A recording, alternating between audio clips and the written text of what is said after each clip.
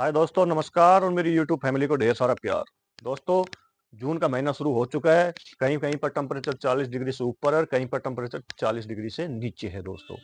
तो इस जून के महीने में हम क्या क्या कौन कौन सी सब्जी लगा सकते हैं, आज इस पूरे वीडियो के अंदर मैं इसी बात पर आपसे चर्चा करूंगा कि हम इस जून के महीने में कौन कौन सी सब्जियां हम अपने टेरिस गार्डन के अंदर या जो किचन गार्डन हमने सेटअप कर रखा है उसके अंदर हम कौन कौन सी सब्जियां एक्चुअली लगा सकते हैं दोस्तों।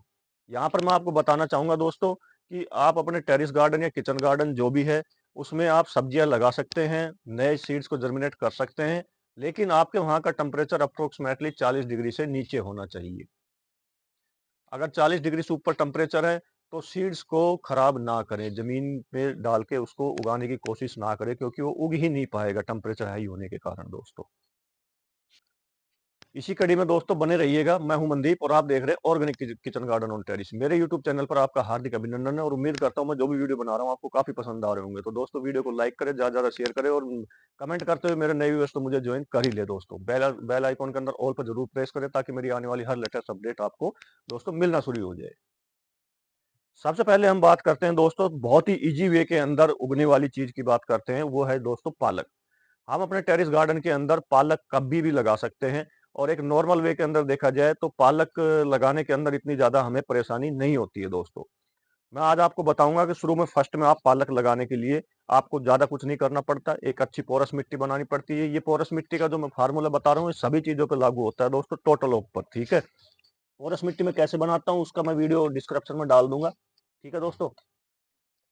मैं 50% गार्डन सॉइल लेता हूँ, 30% काउ डंक लेता हूँ और इसी के साथ में 10% लीफ कंपोस्ट मिलाते हुए उसके अंदर 10% स्टोन डस्ट का इस्तेमाल करता हूँ, या आप रिवर जो सैंड होती है उसका भी आप इस्तेमाल कर सकते हैं दोस्तों।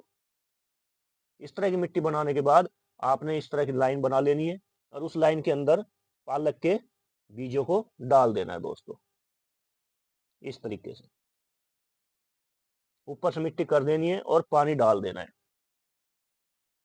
3 से 4 दिन के अंदर आपके पालक इस तरह से निकल जाएंगे दोस्तों, देख रहे हो आप ये पालक निकले हुए हैं, ठीक है। 3 से 4 दिन में आपको पालक इस तरह निकलते हुए दिखाई दे जाएंगे। 15 दिन के बाद आप पालक की हार्वेस्टिंग दोस्तों ले सकते हैं। आप देख सकते हैं ये 15 दिन का मेरा पालक है और इसकी मैं हार्वेस्टिंग मैं ले रहा हूं और आप लोग भी अपने टेरिस गार्डन में लगा के ले सकते हैं दोस्तों। सेकंड नंबर पर दोस्तों आ जाता है करेले का बीज। इस मौसम में हम एक बढ़िया बीज का चयन करना चाहिए। मैं हमेशा F1 बीज लेकर आता हूँ, ठीक है। मैं यहाँ किसी चीज को प्रमोट नहीं कर रहा हूँ, पहले मैं बता देता हूँ, मैं किसी भी बीज को, किसी भी सीड्स को, किसी भी कंपनी को प्रमोट नहीं कर रहा हूँ, बस मैं एक अच्छे सीड्स की आपसे बात चर्चा कर रहा हूँ, ठीक है दोस्तों। तो मैं लेकर आता हूँ एक्चुअली F1 सीरीज का, ठीक है। F1 सीरीज से मुझे क्या होता है, बहुत अच्छी एक हार्वेस्टिंग अच्छी मिलती है मेरे को यहाँ पर, ग्रीनरी के साथ साथ काफी ज्यादा मुझे करेले की मात्रा तादाद में खूब मिलती है। आप देख सकते हैं मेरे वीडियो। करेले लगाने के अंदर आपको ज्यादा कुछ नहीं करना पड़ेगा। F1 सीरीज में इस तरह से आपको बीज देखने को मिलेंगे दोस्तों। एक पोरस मिट्टी बनाकर आपके पास 12 बाई 12 का पोट है इस तरह, तो आप उसके अंदर एक लगाइए। और मेरे तरह इस तरह कैरेट गार्डनिंग करते हैं आप, तो एक में 3 के करीब बीज को आप लगा दीजिए दोस्तों। मिट्टी मेरी पोरस बनी हुई रहती है हमेशा।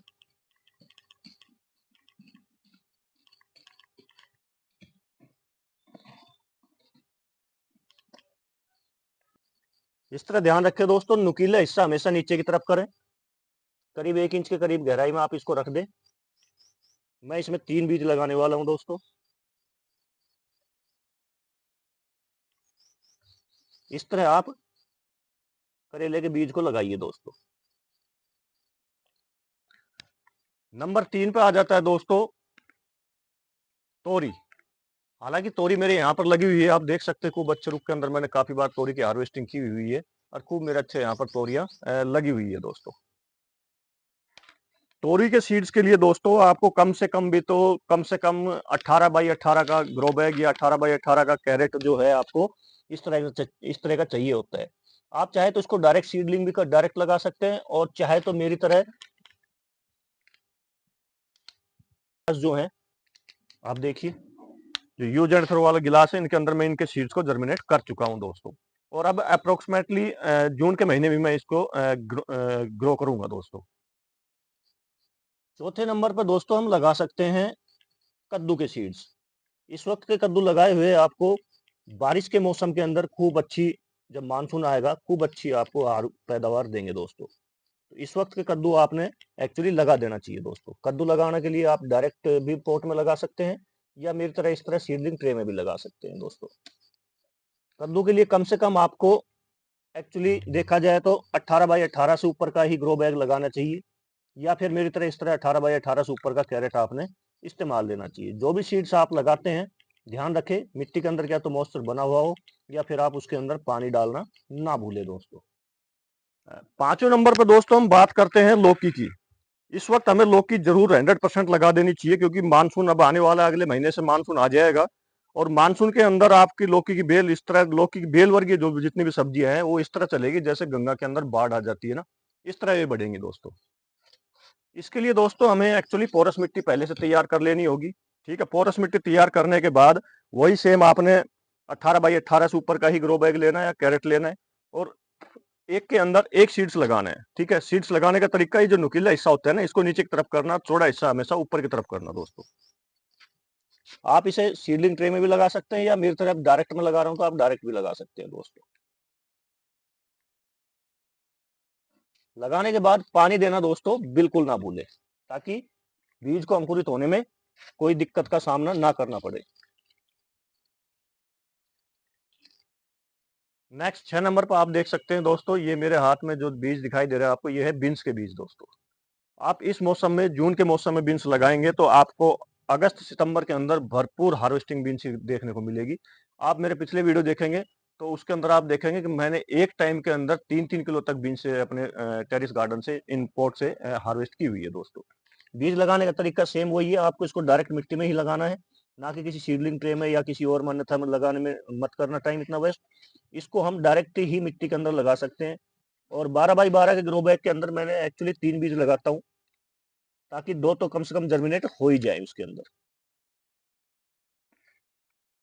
इस तरह इतने गैप पर हम 3 बीज लगा सकते हैं।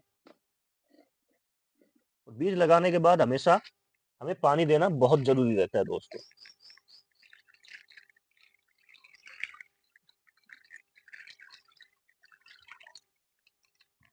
सातवें नंबर पे आ जाता है दोस्तों अपने खीरा। इस वक्त हम खीरा लगा सकते हैं, मैंने पहले भी खीरा लगाया हुआ है, खूब अच्छी हार्वेस्टिंग लिए जा रहा हूँ। और खीरे को आप डायरेक्ट भी लगा सकते हैं, या मेरी तरह इस तरह सीडलिंग ट्रे के अंदर भी आप लगा सकते हैं। आप देख सकते हैं मैंने सीडलिंग ट्रे के अंदर ये जो यूज एंड थ्रो वाले गिलास है, इनके अंदर खीरे के सीड्स लगा रखे हैं। जब इतने बड़े हो जाएं आपके खीरे के सीड्स, तो आप उनको एक्चुअली ट्रांसप्लांट कर दे दोस्तों। ये काफी बड़ा ग्रो बैग है, इस तरह आप निकाल लीजिए। निकाल कर मैं एक के अंदर 3 लगा रहा हूं, क्योंकि बड़ा ग्रो बैग है मेरा ये। ठीक है दोस्तों,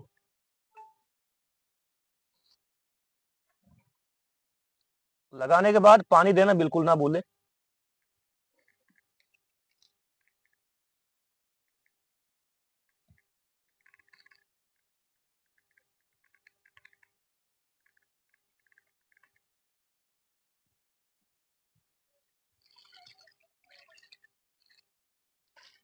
पानी से फुल भर दे इसको, अपने कैरेट को। 8वें नंबर पर दोस्तों हम लगा सकते हैं बैंगन। आप देख सकते हैं यहाँ पर मेरे पास टेरिस में बैंगन की पौध तैयार हो चुकी है। अभी ट्रांसप्लांट के लायक नहीं हुई है ये। कुछ पौधे मैंने बैंगन की यहाँ लगा रखी है दोस्तों। बैंगन लगाने का सिंपल तरीका होता है दोस्तों, आप बैंगन को सीड से भी उगा सकते हैं, या फिर आपके पास पुराना बैंगन है, आप सब्जी बैंगन के लेकर आते हैं, तो उसमें एक बैंगन को आप निकालिए, काटिए, काट कर उसको मिट्टी में डाल दीजिए। कुछ दिनों बाद आपको, जैसे मैंने पहले दिखाया, उस तरह सीड तैयार हो जाएंगे। सीड्स तैयार होने के बाद आप उन्हें इस तरह, जब इतने बड़े हो जाते हैं तो उन्हें ट्रांसप्लांट कर सकते हैं दोस्तों। 9वें नंबर पर दोस्तों हम टमाटर के सीड्स लगा सकते हैं। आप देख सकते हैं मेरे पालक के अंदर टमाटर के सीड्स मैंने डाले थे। आप एक टमाटर को काटिए, उसको छिड़क दीजिए मिट्टी के अंदर, और पानी डाल दीजिए ऊपर थोड़ी मिट्टी लगाकर। आप देखेंगे कि इस तरह आपके टमाटर के सीड्स जर्मिनेट हो चुके हैं दोस्तों। यहाँ पर मेरे पास टमाटर की खूब अच्छी हार्वेस्टिंग में लेता रहा हूँ, और अभी भी टमाटर के पौधे मेरे यहाँ पर लगे हुए हैं दोस्तों। जून का महीना आप देख सकते हैं सामने। 10वें नंबर पर आ जाती है दोस्तों ग्वारफली। ग्वारफली का अपने आप में एक बहुत ही स्वादिष्ट सब्जी होती है, और बहुत ही अच्छे रूप में अंदर ये बनती है, और खाने में बहुत टेस्टी होती है। इस वक्त की लगाई हुई ग्वारफली आपको सितंबर अक्टूबर तक खूब अच्छी लगातार कंटिन्यू हार्वेस्टिंग देती है। अप्रोक्सीमेटली 30 दिन के बाद इसके अंदर फल आने शुरू हो जाते हैं दोस्तों। और नंबर 11 पे आप लगा सकते हैं दोस्तों, बहुत ही फेवरेट, जो हर घर के अंदर बच्चे से लेकर बुजुर्ग तक सभी को बहुत ही ज़्यादा फेवरेट होती है, वो है भिंडी की। आप भिंडी इस वक़्त लगा सकते हैं, इस वक़्त की भिंडी लगाई हुई है आपको मैं जैसे बता रहा हूँ, सितंबर अक्टूबर तक खूब अच्छी हार्वेस्टिंग देगी। बारिश के सीज़न के अंदर इसके अंदर बहुत भारी तादाद के अंदर आपको भिंडियाँ लगी हुई दिखाई देंगी दोस्तों। भिंडी लगाने का वही सिंपल तरीका होता है, सीड्स को आप भिगो भी सकते हैं, ठीक है? भिगोए ना भिगोए तो आप मिट्टी के अंदर मॉइस्चर बनाकर उसमें सीड्स को लगाकर अप्रोक्सिमेटली एक सीड से दूसरे सीड्स की दूरी कम से कम भी तो 8 इंच रखें। और रखने के बाद, क्योंकि भिंडी का पौधा फैलता ज़्यादा है, ठीक है? रखने के बाद आप उसमें एक बार पानी डाल दीजिए, तो कुछ दिनों बाद आपको भिंडी के सीड्स जर्मिनेट होते हुए दिखाई दे जाएँगे दोस्तों। उम्मीद करता हूँ दोस्तों आपको मेरे द्वारा बनाया गया वीडियो काफ़ी पसंद आया होगा। तो दोस्तों वीडियो को लाइक करें, ज़्यादा से ज़्यादा शेयर करें और कमेंट करते हुए मेरे नए व्यूअर्स तो मुझे जॉइन कर ही लें दोस्तों। साथ में बेल आइकन के अंदर ऑल पे प्रेस करें ताकि मेरी आने वाली हर लेटेस्ट अपडेट आपको तुरंत प्रभाव से मिल जाए दोस्तों। मिलते हैं नेक्स्ट वीडियो में नई जानकारी के साथ, तब तक के लिए आपको जय हिंद, जय भारत।